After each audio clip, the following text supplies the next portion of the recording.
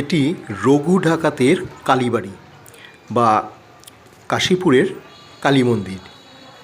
চলুন দেখে নিই আজকের এই মন্দিরটি।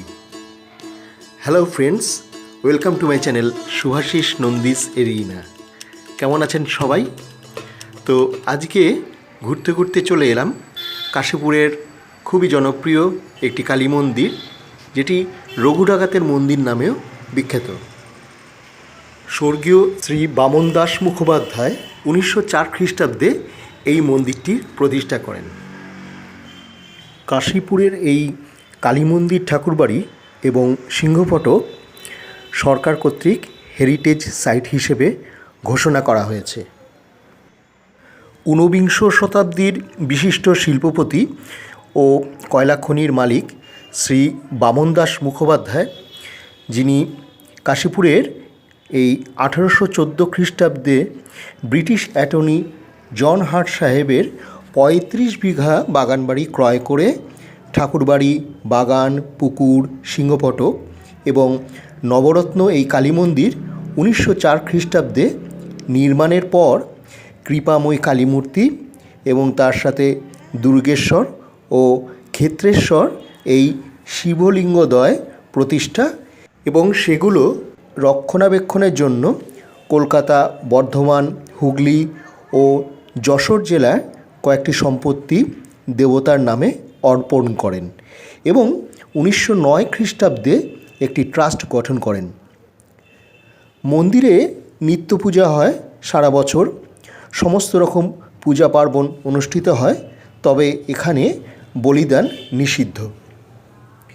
মায়ের মূর্তি অনেকটা দক্ষিণেশ্বরের কালী মূর্তির মতোই দেখতে। মন্দির দর্শনের সময় সকাল 8টা থেকে 10টা এবং বিকেল 5টা থেকে 7টা পর্যন্ত। এখানে মন্দিরের ভিতরে কোনোরকমভাবে বসে থাকা, কথা বলা, ফোন ব্যবহার করা এ সমস্ত নিষিদ্ধ রয়েছে। মন্দিরের ভিতর এর পবিত্রতা বজায় রাখা আমাদের সবারই কর্তব্য।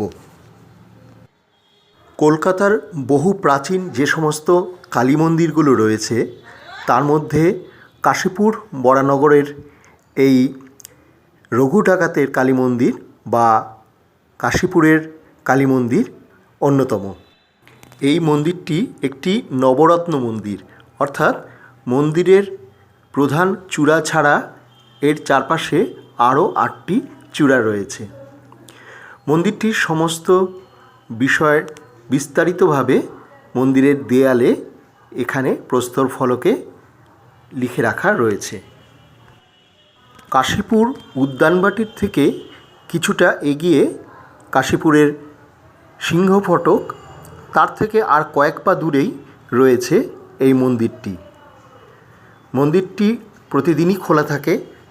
দর্শনের সময় তো আমি আগেই বলে দিয়েছি, একবার এসে ঘুরে যেতেই পারেন এই মন্দিরটিতে। আমার আজকের এই ভিডিওটা আমি এখানেই শেষ করছি। আপনাদের যদি এই ভিডিওটা দেখে ভালো লাগে তাহলে অবশ্যই ভিডিওটাকে লাইক করবেন, শেয়ার করবেন এবং আপনার জরুরি মতামত কমেন্টসে লিখে জানাবেন। আজকের মতো এখানেই ভিডিওটা শেষ করছি। ভিডিওটা দেখার জন্য অনেক ধন্যবাদ। দেখা হবে পরবর্তী ভিডিওতে। খুব ভালো থাকবেন।